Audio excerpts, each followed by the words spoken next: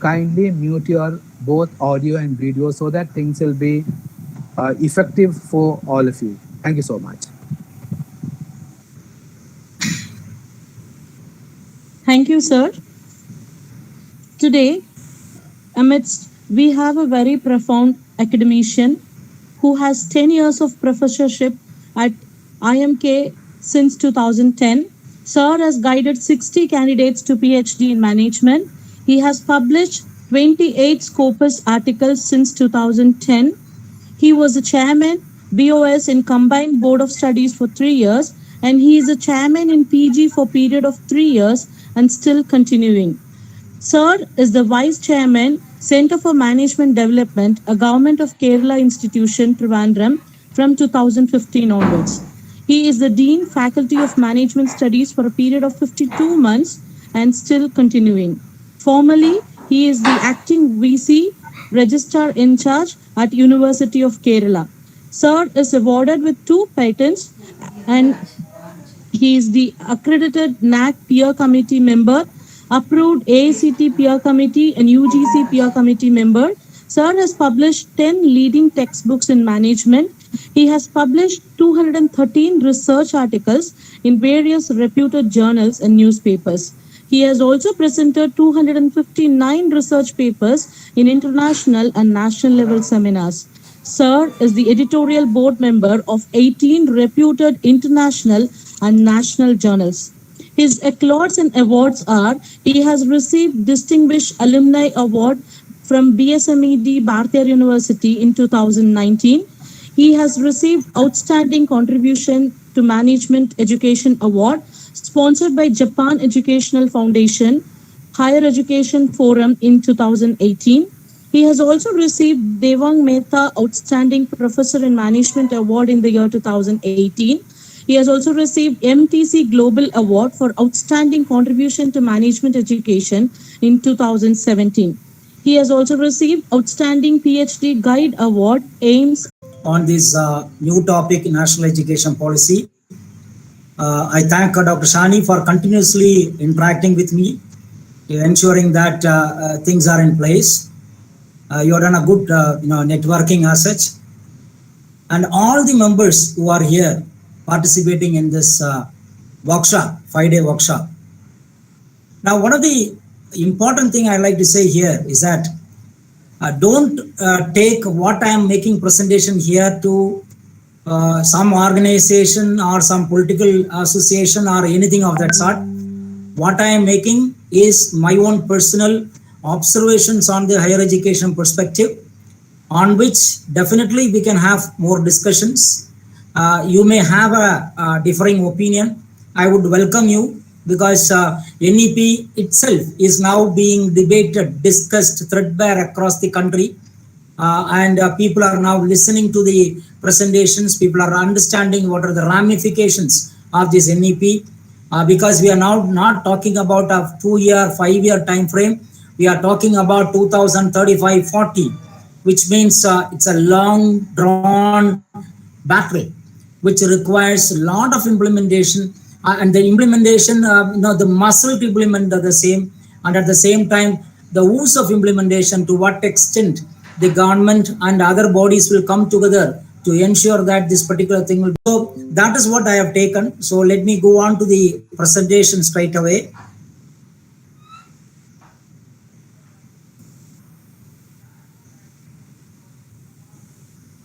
Yes. Dr. Shani, you can see? Yes, Yeah, sir. Yes, yeah. sir. Yeah. Right, thank you. See, my presentation today, it is not that I think most of you would have read the NEP as such. Some of you may not, but many of you would have read. The point I am trying to make today is I'm going to look at it from the international perspective on how the higher education is performing. I would like to look at some of the countries where the higher education is there, and also look at some of the best universities which they have. And from there, I will come to the Indian context, and I will come to the NEP as such, and then the recommendations of the NEP, and there are certain clarifications to be made in the NEP, which I will also present here. And then what are the expectation of this NEP? This is what I have actually framed in my entire presentation. Very clear.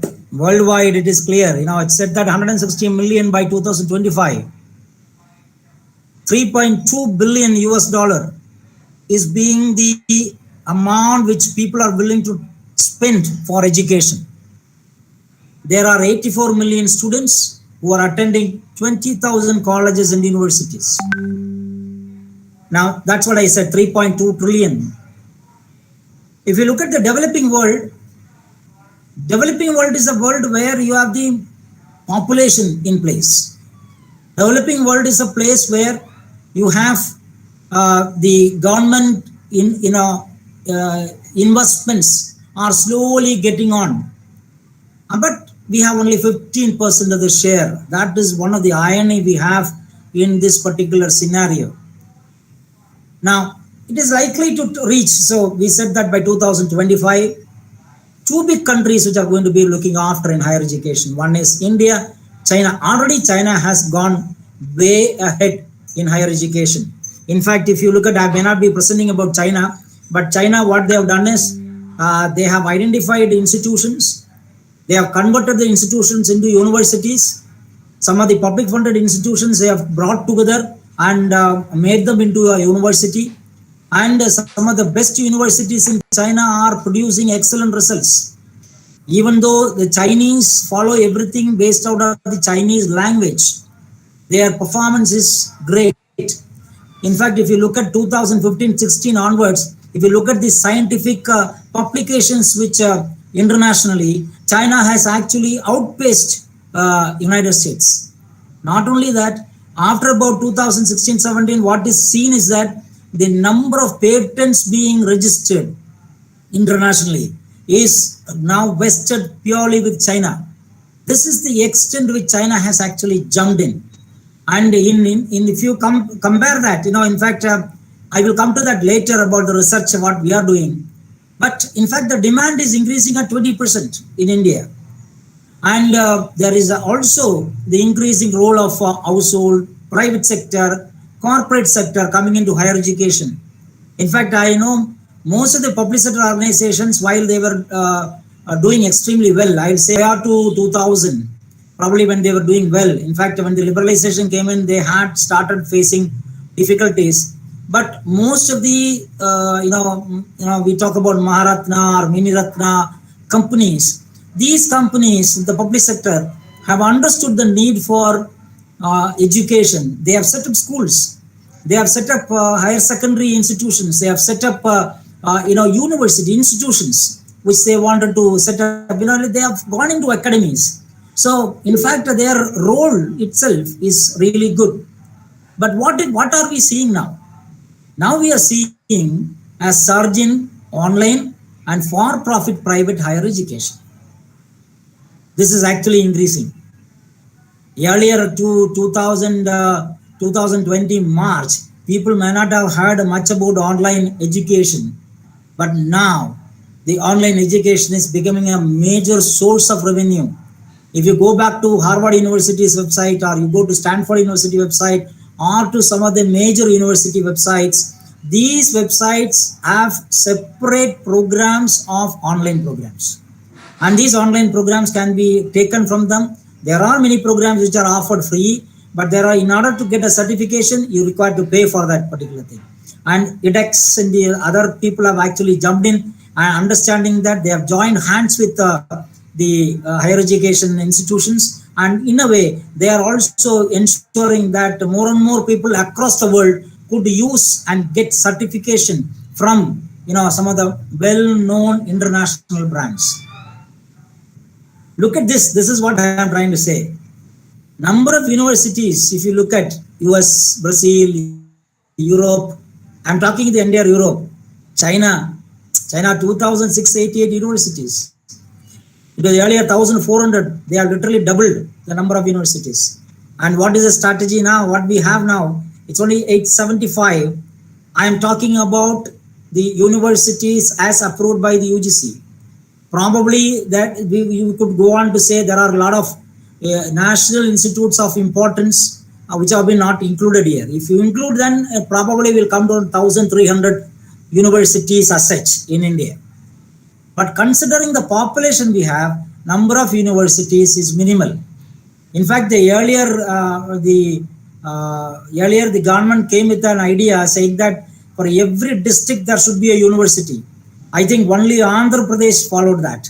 No other states could actually follow it, and it became a failure. Now look at US. US is the one. Why I'm talking about US is that US is the most sought after destination for people to study. One. Second is that some of the best faculty are available in US. The third is that the infrastructure is mind-boggling. And the fourth is, if you look at the number of Nobel laureates, you just type US Nobel laureates, it will cross 300, which is something unique for that particular country. So naturally, US is something which is a very important country for higher education is concerned. So after secondary school, undergraduate studies can start. Then there are two options here. One is the person can go for a 2-year associate degree and a 4-year bachelor degree.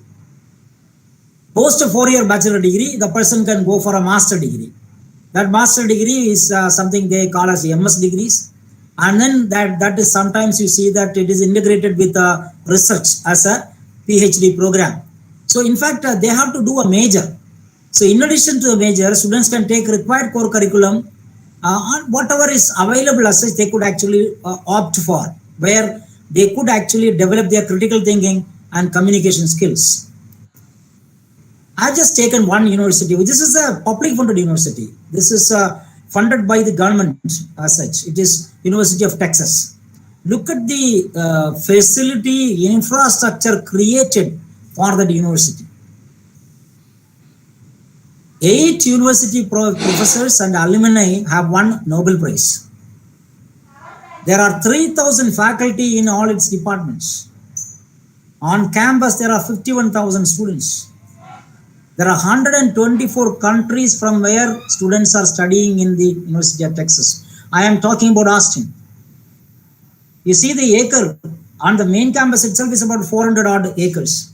There are 17 libraries, exclusive libraries, 7 museums. Now, this is what people are looking forward to. One of the major aspects when you create a national education policy is, in fact, now we are under the COVID scenario, but otherwise, a student has to go, a student will look at what infrastructure that university or the institution possesses. Look at Harvard. I don't have to say it's the #1 university in the world, Harvard University. But Harvard is privately funded. You know, the number of chairs in Harvard itself crosses 30 or 40. Oldest institution, 1636 it was established. Please see the area they cover, 5,457 acres. There are 2,400 faculty members and adjunct and other academic appointments, about 10,000 people. For 22,000 students, like when you are being evaluated by international agencies, you are going to be looking at per student or how many faculty members are available per student. 48 Nobel laureates coming out of Harvard. They have 32 heads of states, starting off some of the countries, presidents, prime ministers are from Harvard, and 48 Pulitzer Prize award winners. Let us look at Russia, because immediately next, if you look at in the case of Nobel laureates, more people come from Russia. This is one university which is public funded university, Lomonosov Moscow State University, LMS University, which is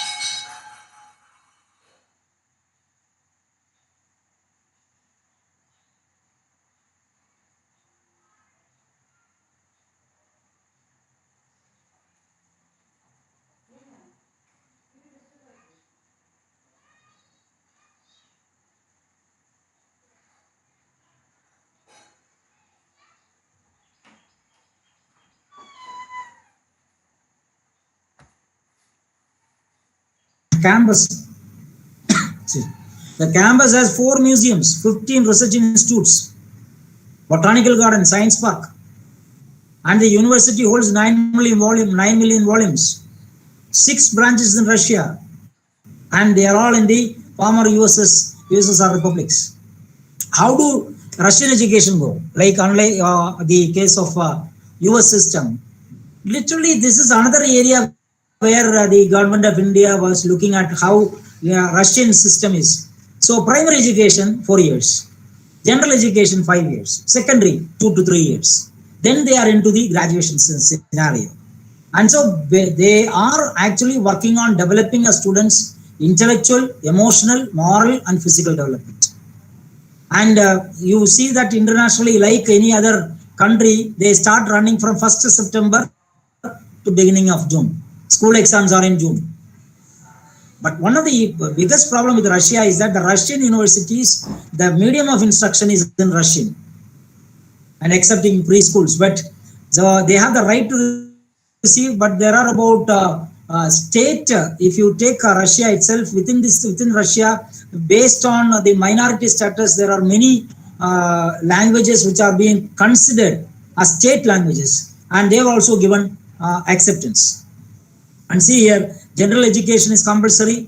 What do they teach? Russian language, foreign language, mathematics, history, politics, natural science. They cover the area. And another important thing is that they have given freedom. Unlike ourselves, we have the NCERT curriculum where they say that within this particular platform, you need to have your course structure. No, every school designs its own curriculum. What the state requires, they will offer. Individual schools have their own optional disciplines. They could also come out with, for example, which is very near to, say, Ukraine. They might look at the Ukrainian aspects which is required. They will go for that. So there are, how do you look at the structure of Russia? There are public federal universities, national research universities. They are divided. Then there are core public regional universities. Then there are branches of public federal and national branch universities, public universities. And they have added, after a very long time, they have added private universities. What is a federal university? There are 9 federal universities which are basically following the merger of number of regional universities, and they are very famous for the research activity. And then the National Research University, there are 29 such universities which are basically integrating regional research activities, and they are also, their main focus is on research. And if you take university, so that's it. One of the important things you need to understand is that they have been able to clearly demarcate who should undertake research. Federal University and National Research University will focus their attention on research activities. The funding to these universities is based on the research outcomes. And in university, if you look at that, university will offer programs. And there, it's all based on multiple university structure you have, like public university, municipal university, private university. So they will offer courses, and they will also carry out some fundamental and applied research areas. Then they have academy. Academy is something where, people are given a specific training in a specific area. Similarly, institutes, they are also giving specialist training. Let's look at Japan. Why I'm trying to say again, Japan is another developed country. Here again, it is 12 years of education is needed before entering into graduation. They have 3 types of higher education. Senbangako, which is a specialist school. Then you have short-term university and the universities. What is this? These are specialist schools that offer 2-year courses for a plus, that is +2, which means 12-year, once a person completes the schooling, that person can decide what area they want to go. They want to go to a traditional subject, or they want to go to the vocational subject. And if they are planning vocational, they can actually get into the 2-year course. 3,000 schools in Japan, around 350 in Tokyo itself. 90% are private institutions. University, very clearly demarcated university. 800 universities are there. Now you look at national, 19 national universities, 100 public universities, 600 private universities. This is just, they are the ones who hold 75% of the student numbers. Please see a private university which I have been in awe for a very long time looking at this university, Waseda University. It's established way back in 1882. 13 undergraduate schools, 22 graduate professional schools, 50,000 people are drawn across Japan, 90 countries worldwide. Agreement with over 400 institutions abroad. International students are coming to these Japanese universities and they have number of Nobel laureates. Please see this. In fact, they have a metro station inside from where students are collected and are taken for a tour across the entire university. The school children are being taken on a weekly basis. They will be taken to the entire university. They are given guided tour and also they will be given a orientation about what they want to pursue in their future. All this is given there. See this. This is part of their university building. This is what they are. Waseda alumni are 7 prime ministers across the globe. And it is considered Fortune Global 500 CEO alumni are there, 48. And 8 subjects in world top 100. Number 127 in world academic reputation. Number 1 in Japan for study abroad. See this. International students. The number of people involved in the whole program. Because South Korea, if you look at South Korea, is primarily similar as that of our country, India. See, this is how they follow. Literally, you can see that what they have proposed in our system, almost similar it is going. But once a person clears 15 years of age, that person is asked to write an entrance examination.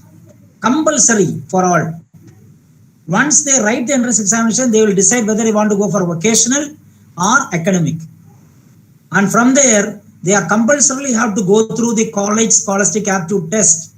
They have to qualify this in order to go to either a junior college for doing an associate degree and after working, come back and complete a bachelor degree.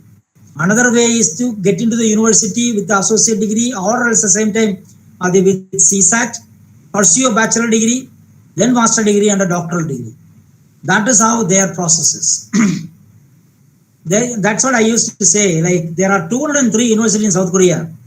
Do you know the area of South Korea? South Korea has about 95,000 square kilometers. What is a square kilometer of Tamil Nadu if you look at? Tamil Nadu has about 130,000 square kilometer. That's area. And what we have? 68 universities and institutions. South Korea, 203 universities. And 35 universities among them are in Times Higher Education World University ranking. And Seoul National University is the top ranked university, which is on the international level ranked 60. That's what makes us come to India. Having seen US, Russia, Japan, then we came to South Korea. South Korea is, we can consider as a developing country, but they are far ahead in terms of all indices as compared to India. Let us look at India. I am taking the best of institution in India. Indian Institute of Science, ranked top in all ranking from India. See the number, 525 faculty members, 3,900 students. But we are offering 735 courses because the courses are different as compared to programs. 41 patents granted, 311 are in the pipeline. Compare this, supposed to be the best in India, with, I may not compare it with Harvard, but of course, something which is supposed to be number 1 in India should compare with the number 1 in other countries. Where are we as compared to Japan? You take Waseda University, where it is. Comparing Waseda University. Waseda University came out with at least about 6 or 7 Nobel laureates. But of course, IAS has produced, Padma Shri, Padma Bhushan, and Bharat Ratna. CNR Rao is there at IAS in 1984. He is still doing research in that university. His aim is to come out with something new where Nobel laureate, Nobel Prize should come. That is what he is working on. But the sense of research has set in very late in our system. Median age is 25, so 550. So we have about 32% of the 1.1 billion population, which is in the age group of 0 to 14. Why we have at a time and again, why are we supposed to do now? See, the NEP has come based on number of recommendations from 1937, 57, 58, 78, so many years, so many committees were formed, and these committees have given their recommendations, but still the government had sidestepped on universities. Their focus, they set that, aims. In fact, the earlier government came out with the number of aims across the country, which was even continued by, but of course, I don't deny the fact that there is a need for a All India Institute, but why not you develop regional institutions to a national level? That is what was missing in our thinking. And vast majority of specialized technological universities, IIT, IIC, they focus on technology, and that is not the only area. We need to, because that's why I'm trying to say social, behavioral science, humanities have not been addressed. Tata had invested on a private platform, TIS, and that is how social sciences have literally somehow come in. Otherwise, where are social sciences? And if you look at decoupling, which is you've been talking about world-class universities. The earlier UPA government came with the world-class universities, non-starter. Nobody was even thinking about it. I was expecting at least about 20 odd world-class universities to be created between 2005 to before 2005. What happened? Faculty shortage. 17 central universities have been created the last 8 years. 14 IIMs and 15 IIT. But see the faculty, 35% short. This is basically given by HRD ministry. People are not ready to join. Now, if you look at the internationally, if you look at the academic ranking of world universities that we call as ARW, to which we are proposing ourselves to be as a country, our education policies have to be developed, our universities have to be developed, institutions have to be developed, and we need to come in the top ranking. Now, how do you come to ranking? See, these are the indicators. Look at 30% is gone. 30% already gone. Why? Alumni of an institution winning Nobel Prize. Faculty, existing faculty winning Nobel Prize. 30% gone. 200 top highly cited researchers in 21 broad subject areas. 20%. And in the 0.1% of the top Stanford University, which I have proposed, the number of people who from India, very, very minimal. And that too, there are many people who have retired from university services, college services. Their things have been included. How would you include them in the 20% bracket? 50% gone. Papers published in Nature and Science, how many of us are able to do that? 20%. SCI index, that we will have. Social Science index we have, 20%. And per capita academic performance in institution, 10%. Probably, as of now, we talk about only about roughly about 30 to 40% only is possible for an entry into the ARW ranking. I checked those rankings where in the Indian context, we could see only IISc, IIT, some of the IITs are there. Otherwise, they are not there. And they are in the very, they are in the last bottom ranking. Why? Because we have not had one Nobel Prize, we have not won field medals. Look at QS, which is considered very important. There again, how do you look at the 4 aspects? Research, peer review citation, teaching quality, faculty to student ratio, very, very important. International outlook. What is the staff who are coming into your universities? How many of them are delivering lectures? And the employability of the people. There itself, this particular thing is gone. That's why mostly our university leaders believe basically to survive in a rapidly, they must embrace marketplace, and so they become customer focused business enterprises, convert this into business enterprises. Of course, we are now answering our queries only to the requirement of what the market is looking forward to. This is the basic structure of India, where we talk about central university, state university, we have deemed university, I think all these system is going to go with the new education policy in place. This is what NEP all about. Now this I have taken from Times of India. What they say, there should be a satellite college test for colleges for admission. There will be a 4-year bachelor degree course. And that is, they say it could be a 3-year, it could be a 4-year. And no affiliation, 15 years. They can be given autonomy to give degrees. It's a very welcome move, no doubt about that. Instead of making colleges into universities, you are now making colleges to give degrees. And so which means affiliation with universities will end. 2035, we should be moving to that level where colleges will become on their own giving degrees. So deemed university is gone, de novo university is gone, university with the potential for excellence is gone. But then what they have proposed is to cap fee charged by private institutions of higher learning. I don't know to what extent they will be able to sort of ensure that particular thing coming through. And attracting international universities to come to India. Those who want to come into India, they could be taken up. So this is some of the major things. So look at the new academic structure. We're talking about foundation. So about 5 years foundation. Then about 3 years, we are talking about preparatory, where the person will actually plan to move.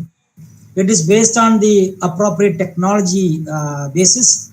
And in the middle stage, that is from class 6 to 8, and we are asking students to do more into practical orientation in science, mathematics, art, social science, humanities.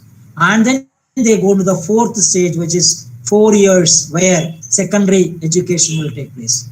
Where again, here multidisciplinary, critical thinking, people can actually go into learning more in this particular platform. Higher education enrollment is increasing, no doubt about that. See the student programs, how many of them are there? They're about 79.4% do undergraduate programs, and 0.4% only do PhDs. 38% in UG level in arts, 16.7% in science, 14.7% engineering technology. And similar percentage can be looked at commerce and business studies. Look at the number of people coming into the foreign students coming in now. The number is increased. Highest is in Tamil Nadu with a 46.9% GER, whereas the lowest is in Bihar. Why? What is the reason? Infrastructure is a very important aspect. As I have been saying in the case of US, Japan and Russia, infrastructure is very important. Way back in 1984, when I completed my +2, I was looking at which institution to study. And I had a very good percentage. But then I wanted to go to some of the institutions which are offering the best of the infrastructure with the best faculty. Finally, I landed up with BITS Pilani. At that time, we didn't have the infrastructure, the internet to check whether the facilities are available or not. We come to know from other people that this is the best institution. Landed up there. Then the facility which I saw, starting from the first semester, the person is given a single room and full support with respect to small libraries there. Choice of a person to study with any teacher. It is not that you are given a teacher. You can choose a teacher and identify the teacher, go and study there.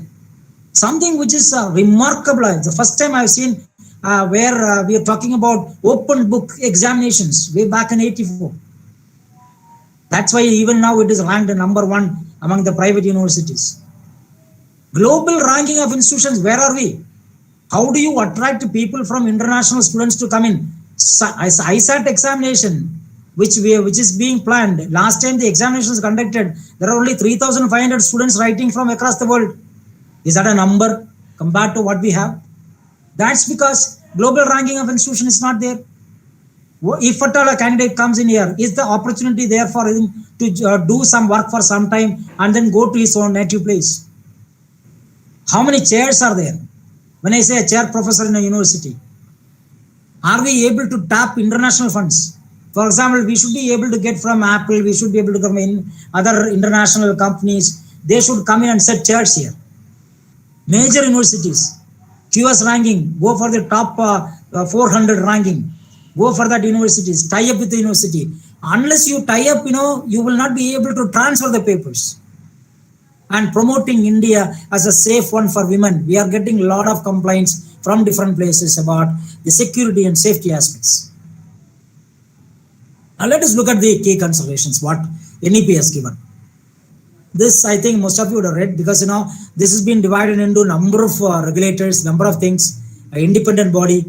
National Higher Education Regulatory Council is going to be coming in place of UGC, which will be a sole regulator. Then accreditation is NAC will continue as National Accreditation Council. Then Higher Education Grants Council, which will decide what sort of funding should be going and what financing should go.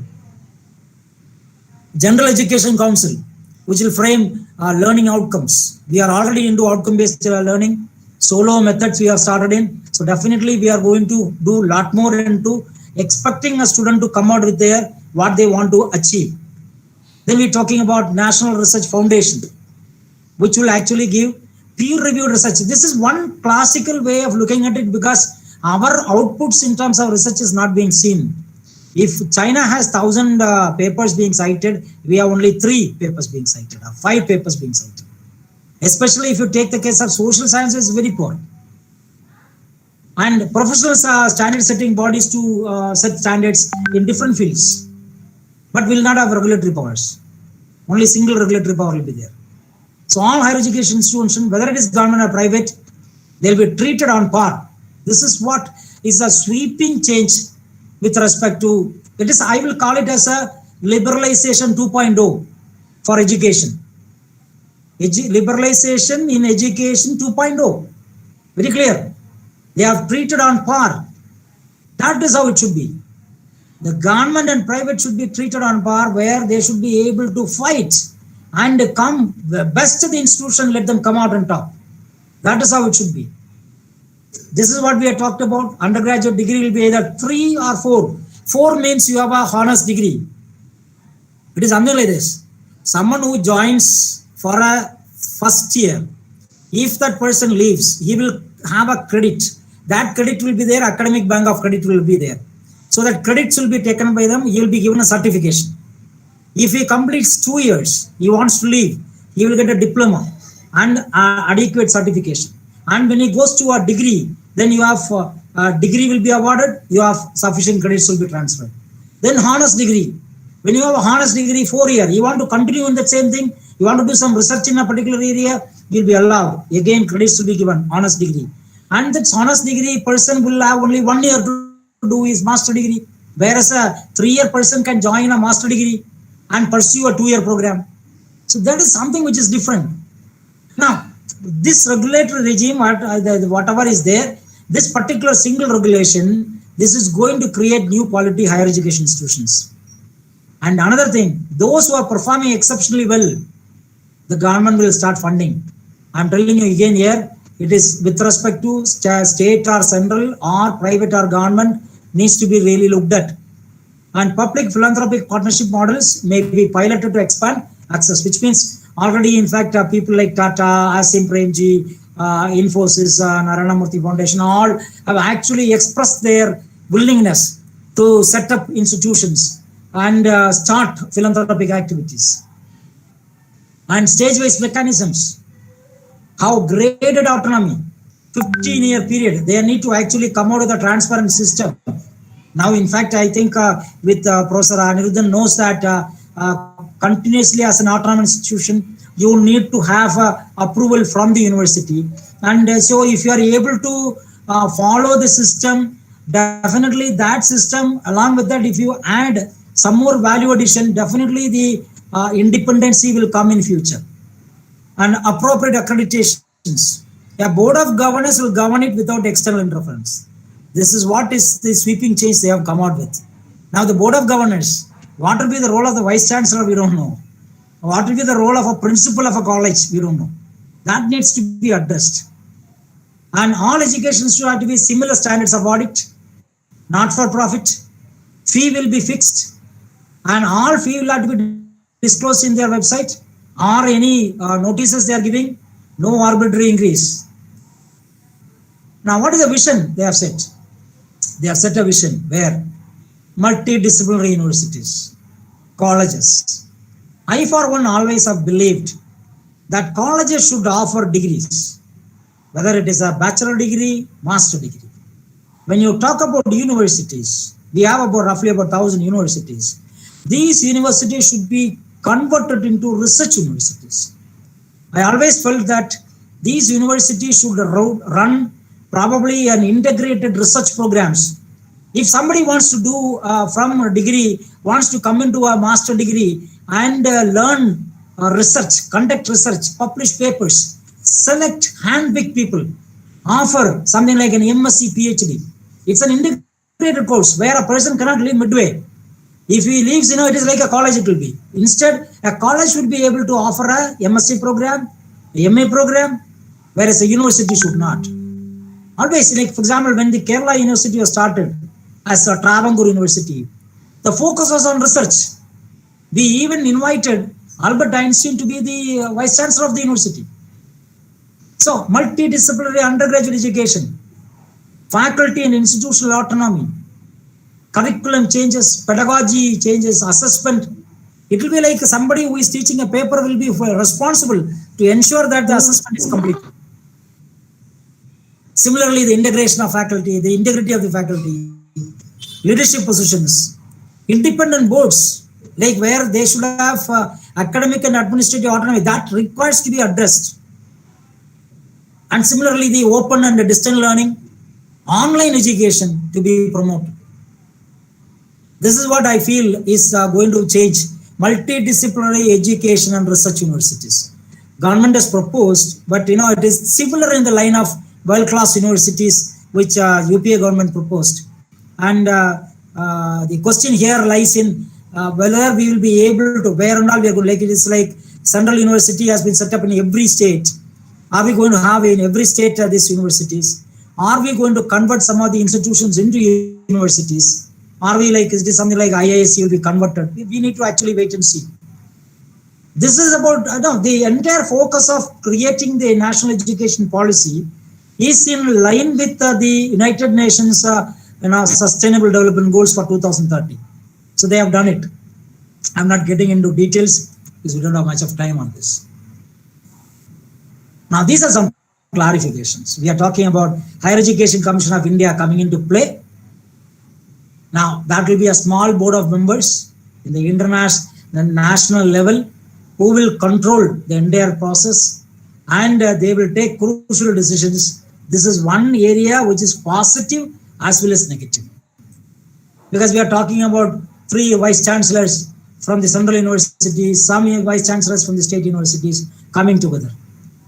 And again, setting up one of the problem with our constitution, and I will not say it's a problem, constitution is very well clearly laid down. Constitution says education is in the concurrent list, which means it is a list with both central as well as the state, but that has not been taken care of.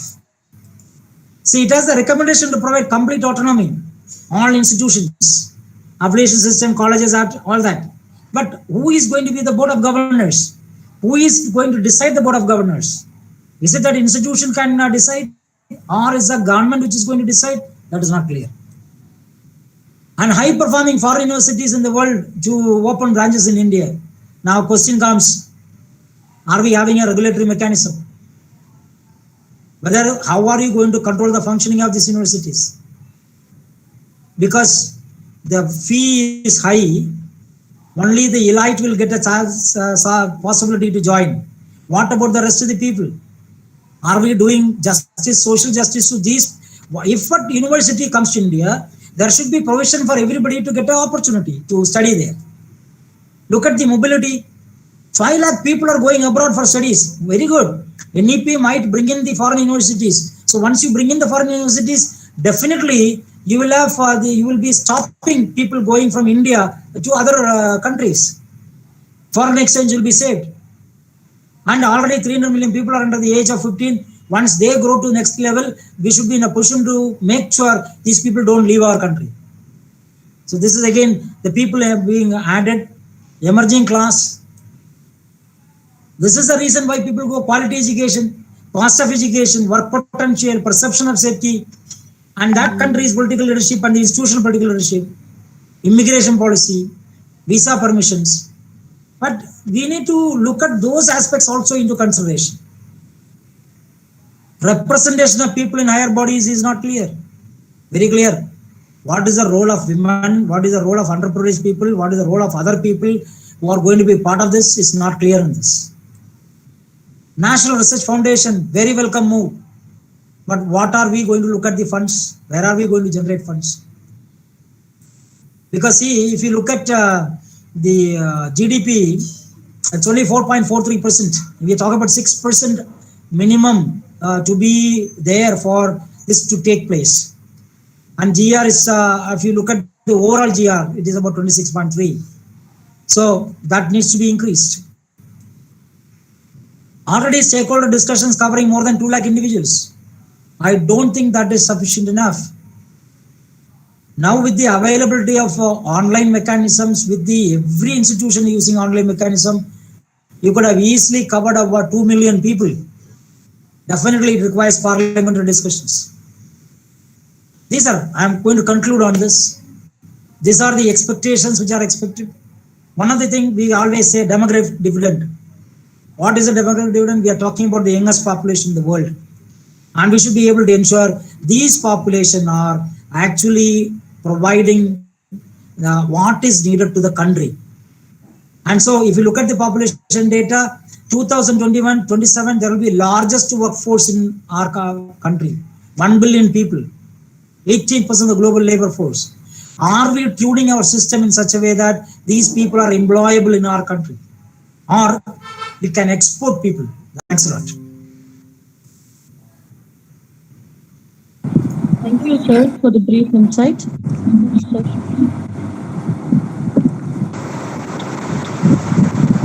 If there are any queries, people can post their queries either in the chat box or they can ask open.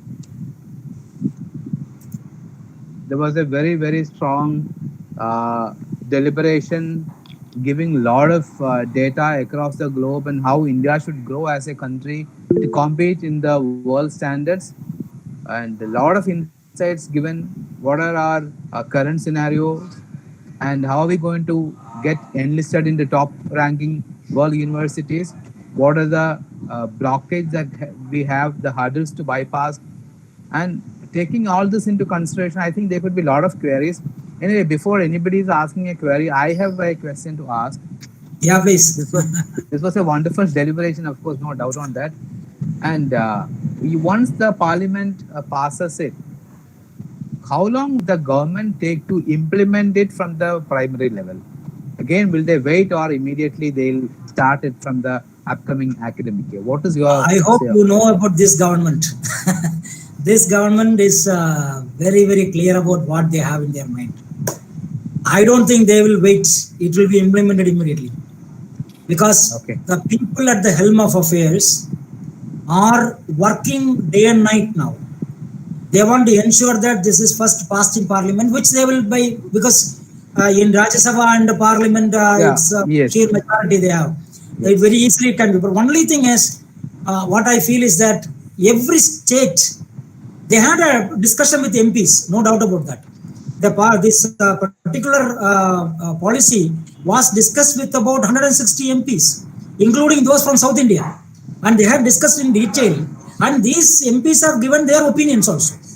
And so that is...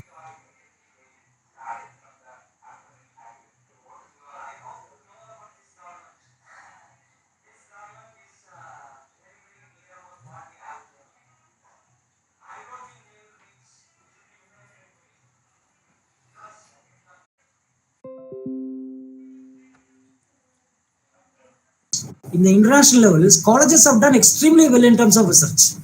Number of colleges, they have done extremely well in terms of research.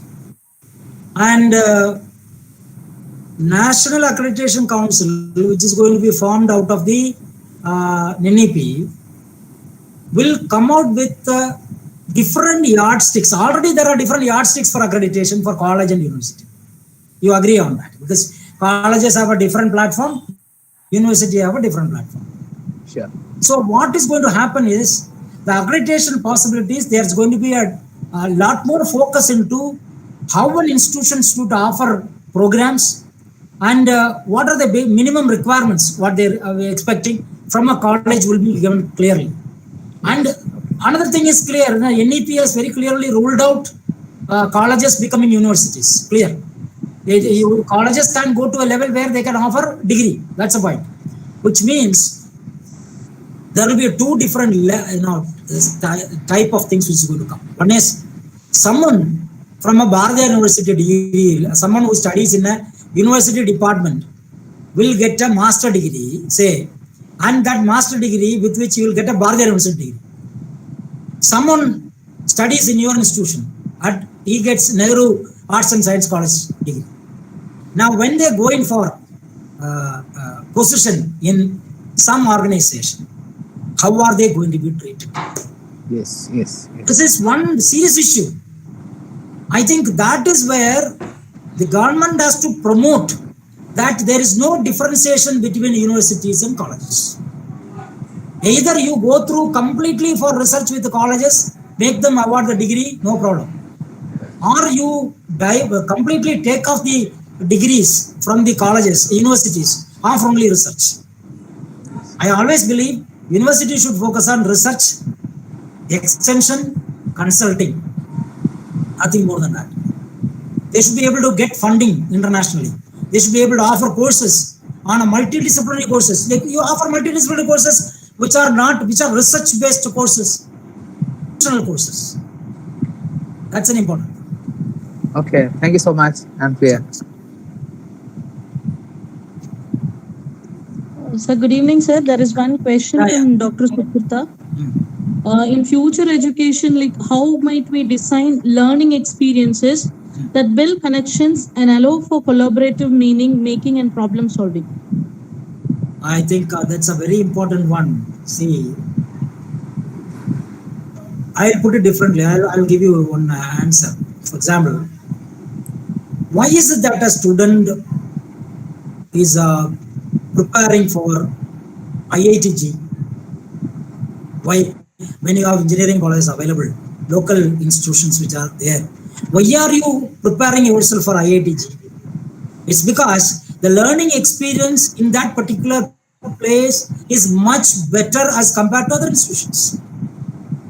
Why should a person go to Harvard University to study?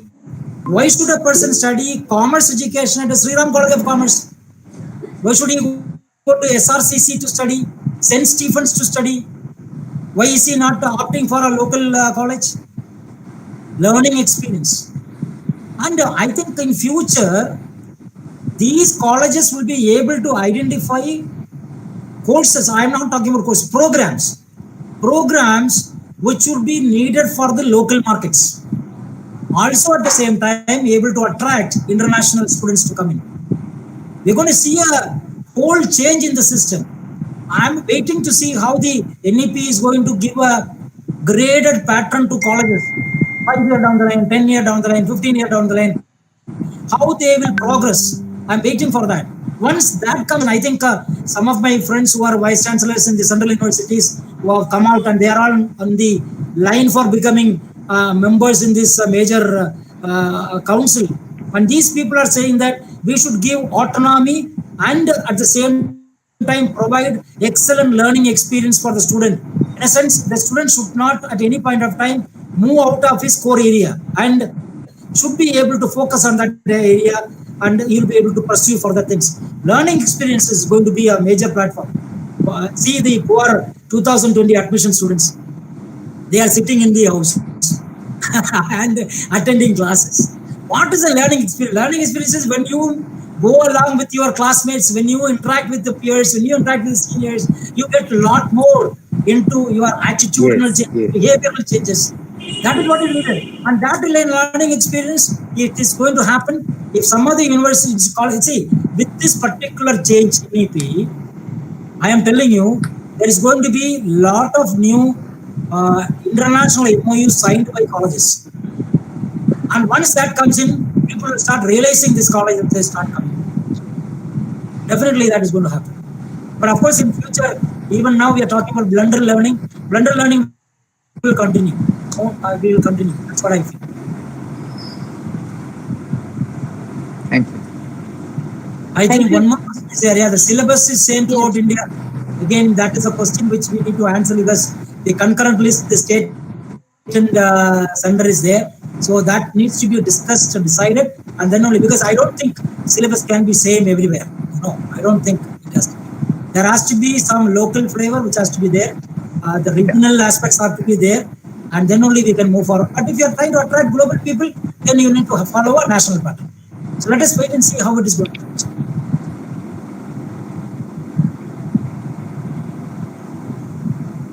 Any more queries? Okay then. Okay, sir. Thank you, sir. Thank you for your brief insight about NEP and the answers which you have given for all the queries. Thank you so much, sir. Strong women. Okay, sir. Thank you, sir. Thank you, Dr. Anilson, for giving I me this think I think opportunity. there's an official proposal of Oh, order thing. oh, that's fine. Yeah, yeah. Strong women don't have attitudes. They have standards and boundaries. One such strong woman is Dr. J. Ratnamala, Head Department of Microbiology. We welcome you, madam, to propose vote of thanks.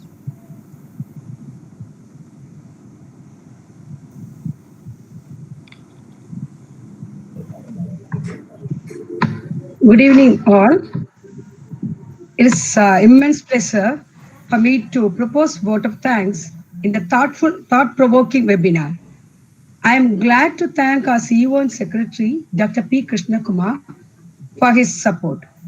I am happy to thank our beloved principal for arranging wonderful webinar for the need of the hour.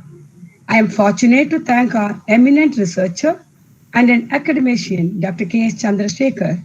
Really, we are proud to have the insight of the new education policy, sir. Recently, we met you for the research board meeting. Lot of insight you have given to us on 19th of November, and we could recollect what all the points you said about the research, and wonderfully you have compared the education system in India and other countries. This is a way we exchange our knowledge, though the COVID is a problem, and all the academicians from the nook and corner, we share our ex, um, expertise, and everybody from NASC got the insight about new education policy. Really, we are very happy to have you in the evening, sir.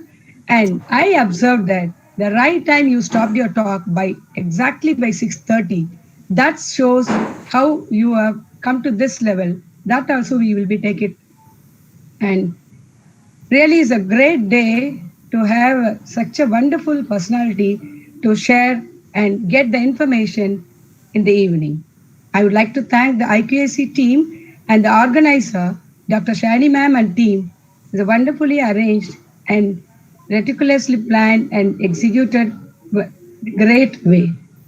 I should thank the MOC, Dr. Malti and team, and really very happy to have in the network, as Sir said, you have coordinated very well, and the entire team has participated. And I would like to thank all the external participants interestedly have joined and got benefited. And the team NAC, there is no word. Anytime, all are having the interest to learn more about the eminent personalities. And there are other people, other than teaching, they are also joined in this team, and everyone got benefited, sir. Really, I would very happy to be with you, one of the participant here, and really thankful to all the participants who have benefited from Chandrasekhar sir. He is really a wonderful person to share knowledge. He is very much associated with NAC. For this, I would like to thank our principal to connect people in different areas so that all the faculty members of NAC, they've got this NAC as a platform to learn and exchange their ideas. Thank you very much, sir. Given me an opportunity today to thank the personalities. I thank everyone who have enjoyed and learned more. Thank you, sir. Okay, thank you so much. Thank you so much. Thank you so much, ma'am. Okay. We thank all the participants for joining with us today. Let us meet by 5:30 tomorrow And the topic